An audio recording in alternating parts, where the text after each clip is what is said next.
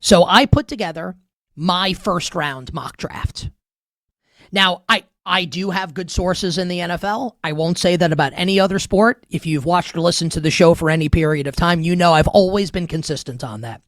This is not what I'm hearing will happen. This is what I would do if I were making picks for these teams. I'll offer some context on what I think might happen when I give you these selections. But again, this is the Nick Kostos, what I would do if I were in charge of these teams when they're on the clock coming up on Thursday night. I only mocked one trade. I think there will be more. I only mocked one. And candidly and selfishly, it's a trade that I really want to see happen. So it's my mock draft. I'm going to do what I want. There will be, I do what I want. Shout out to Eric Hartman. There will be more trades. I only chose to mock one. And I'll tell you what it is. Right now, as we debut Nick Kostos' 2026 NFL mock draft. Oh, yeah. Dun-dun. Let it establish here. Bring it up, Kenny.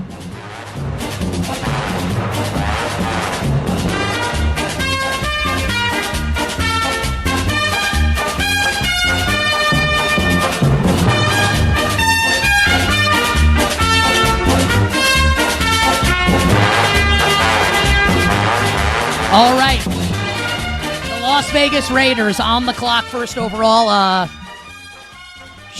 Carson Beck? Garrett Nussmeier? We've known Fernando Mendoza was going to be the first overall pick in the draft. I don't know. It feels like for like 6 months. We've all stopped talking about it because of that. I'm going to lead the show with it unless something crazy happens tonight in the NBA playoffs. I'm going to lead the show tomorrow with Mendoza and the Raiders. I think he's going to be a stud. This is an easy, no doubt, no-brainer first overall pick. And don't let the fact that there isn't a great second quarterback prospect, don't let that ruin for you how great a prospect Fernando Mendoza is. He is a worthy first overall selection in the majority of NFL drafts. With the first overall pick, the Las Vegas Raiders select Indiana quarterback Fernando Mendoza. Now things get interesting, as the New York Jets are on the clock with their first of 2 first-round selections. The ping-ponging going on back and forth in the betting market and with insiders, I don't mean that as an insult. Like, people deal with the information that they get handed at the time they get handed it, right? Will it be Texas Tech edge rusher David Bailey? Will it be Ohio State edge rusher / off-ball linebacker Arvell Reese? If I had to guess what the Jets will do, I would guess David Bailey, but that's not what this is. This is what would Nick Kostos do on the clock. For me, it's Arvell Reese, and I'm not thinking twice about it. The prototypical and next-gen NFL defender. Aaron Glenn wants to get more multiple on defense. This is the player to do it with. And it's all about 27 and beyond for the Jets. And this is a player that you can bring along this year who can really pop in 27. I think they should be swinging for the fences. Arvell Reese is the swing for the fence. That's who I'm taking tomorrow night at 2 if I'm Darren Muji, Aaron Glenn, and the New York Jets. The Arizona Cardinals on the clock at 3. I actually think they're going to take Jeremiah Love. So I didn't believe that a couple days ago. I said on the show this week that the Cardinals taking Jeremiah Love at 3 would be like buying a plot of land to build a house, and instead of laying the foundation, you build a bowling alley. So many needs on that roster. You cannot take a running back. But I'll say this. There is a ton of smoke, and I think this is reputable smoke, that the Cardinals might actually do this. So, like, water gun to my head, I actually think they're going to take Love. And it would be insane if and when it happens. I think there's a good chance it happens. But this isn't what will they do. This is what I would do. And I think the Cardinals have been handed a special opportunity here to add to their defense. And whenever you have a new regime, right, and I understand the GM, Monty Ossenfort's a holdover, but now you have a new coach in Mike LaFleur, this team needs to get better in the trenches and up front. I'm not letting David Bailey slip one more pick. I'm taking David Bailey, the edge rusher from Texas Tech, 3rd overall, going to the Arizona Cardinals. On the clock at number 4, Robert Saleh, Cam Ward, and the Tennessee Titans. You bet on this Wednesday, Westwood One Sports. Nick Kostos' first round mock draft here with you. You know, Tennessee had been talked about as a Jeremiah Love team. Could they do it? Feels like they could. Would I do it? Hell no. Absolutely not.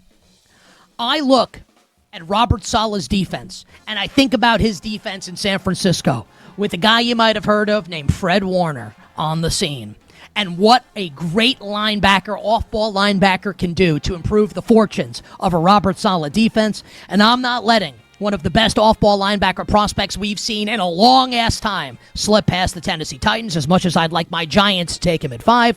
If I'm Mike Morgadzi, if I'm Robert Saleh, Sonny Styles from Ohio State, the linebacker, is my pick at 4th overall to Tennessee. Now we get interesting. Giants fans, of which I am one, let's talk about our team. I would have loved for Sonny Styles to be on the board. If I were like fantasy booking this for the Giants, Sonny Styles is available. But he's not, because I have to be honest. And if I'm Tennessee, I'm taking Sonny Styles. I would love for Arvell Reese to be. And if Arvell Reese is available tomorrow and the Giants don't take him, there's a huge issue. But he's off the board in this, what I would do, mock draft. So now, we could take Caleb Downs. We could take offensive line. We could take a receiver. You will see the theme develop here with what I'm going to do with the Giants. Now, Francis Mauigoa, the Miami right tackle, who maybe projects early as a guard, he's got back issues. Otherwise, I think he's the first offensive lineman selected. But since he's got those back issues, I will seek to address the offensive line for the Giants and take a lineman who could play all 5 positions, and I feel good about playing guard year 1 next to Jermaine Illuminor. That player, Spencer Fano. Spencer Fano going to the New York Football Giants at 5 overall out of Utah to really solidify this offensive line to help Jackson Dart. The Cleveland Browns now come on the clock at 6 overall. Now, there's no mystery here as to what Cleveland would like to do in the first rounds of the draft. Could they throw a curveball? Absolutely. Could Myles Garrett get traded? Not outside the realm of possibility. I'm not mocking a Browns trade here, though. Consensus seems to be, and I think it makes sense if you think about it, the Browns need an offensive lineman and they need a receiver desperately in this NFL draft, and they have 2 first-round picks with which to make that happen, their own and the Jaguars by virtue of the Travis Hunter trade a year ago. Now, the tackle, you can make an argument that the depth at both positions is really good at receiver and tackle in this draft, and we'll see a bunch go in round number 1. I like the tackle that I think the Browns can get later on in the first round. So if I'm Cleveland here at 6, I'm taking the top wide receiver on the board. The receiver that I think they believe is tops. Now, Jordan Tyson, I think, if he's healthy, is the best receiver in the draft. But I think the one that the Browns can depend on the most, even if he doesn't have Tyson's upside, keep him in the state of Ohio. At 6 overall, the Cleveland Browns select Ohio State wide receiver Carnell Tate. That brings the Washington Commanders on the board at 7 overall. Now, it is true that I generally do not believe that running back should go this early in the draft. I will admit, with all the talk about positional value recently, and I'm not even just talking like what you see like on TV or in podcasts, talking to people in the league that I respect, it really does feel like positional value is not really that much of a thing in this year's draft. And I wouldn't do it. Like, it's not my favorite pick of all time if there were better options available. But with Reese and Bailey and Styles off the board, I'm not taking Caleb Downs this early. I do think the Commanders will end up signing Brandon Ayuk to play receiver this year to reunite him with Jaden Daniels, and I like that hypothetical fit with Terry McLaurin. I actually think that you can get away with taking Jeremiah Love here and putting him next to Jaden Daniels in that backfield with more of a traditional offensive attack, with Cliff Kingsbury not running the offense anymore.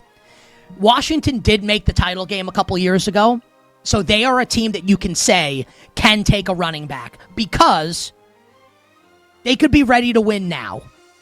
I don't know if it's true, but you can make that argument and you can make that case.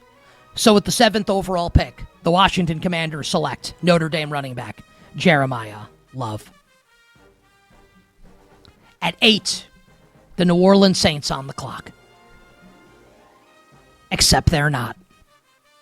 This is the one trade that I will have mocked here in my first round, what I would do mock draft. I've been saying for a couple weeks now, the Lions are crazy if they think they don't need an edge rusher opposite Aiden Hutchinson. They need beef up front on offense and on defense. Deep tackle class, they could seek to address that position a little later. I think they go up and make their move now, and the Lions trade up, and we can figure out what the compensation would be, a future first perhaps. The Lions trade up from 17 to 8 with the New Orleans Saints and select Miami edge rusher Ruben Bain. And they pair a great get after the quarterback ass pass rusher in Aiden Hutchinson with the dominant edge setter, run stopper, and potential double-digit sack guy. I don't care about his arms and his arm length. Ruben Bain to the Detroit Lions at 8 overall. At number 9, the Kansas City Chiefs on the clock. And I think Kansas City's a little upset because I think Kansas City would have rushed to turn the card in on Ruben Bain. But since Ruben Bain's off the board, and since Kansas City has seen an exodus, movement of the people, shout out to Bob Marley, at the cornerback position, they're all on the Rams now. Kansas City is in a position now where they can actually take a premium position really high in the draft. I don't think they're going to get this opportunity again in the Mahomes era. So at 9, the Chiefs take the number 1 corner on the board, LSU's Mansour Delane. And we'll talk more about the Chiefs when they're back on the clock at pick number 29. At number 10, my New York Football Giants. We have addressed the offensive line at pick number 5 with Spencer Fano, who will play right guard in year 1 next to Jermaine Illuminor. Now, we look to beef up this offense even more and supercharge this offense. I get the thought of Caleb Downs here. But you know, if he's Xavier McKinney, good player, I'm not taking Xavier McKinney 10th overall in the NFL draft. I'm looking at setting up my young quarterback for success. John Harbaugh wants to talk about how Jackson Dart is one of the main things that drew him to this job. Great. Let's set him up to succeed. Malik Neighbors coming off injury. I don't love this receiving core outside of Neighbors. So let's give the Giants arguably the best receiver in the draft at number 10. Jordan Tyson from Arizona State to the New York Football Giants. Fano at 5, Tyson at 10. You want Jackson Dart to succeed? Time to make it happen. Couple others here before we hit the break. The Miami Dolphins have 2 first-round picks. The first at 11 overall. And you know, some people like a receiver to go to Miami. This rebuild for the Dolphins is in its infancy. Like, this isn't even like, they're not even a toddler yet. They're just born, this rebuild for the Miami Dolphins. Like, a wide receiver is a luxury pick for this team right now. We're not there yet. They're not even close to being there yet. We need the Fisher-Price set that my daughter would sit in and kick 1,000 times, and I would hear the song Purple Monkey in a Bubblegum Tree. We got to improve the trenches.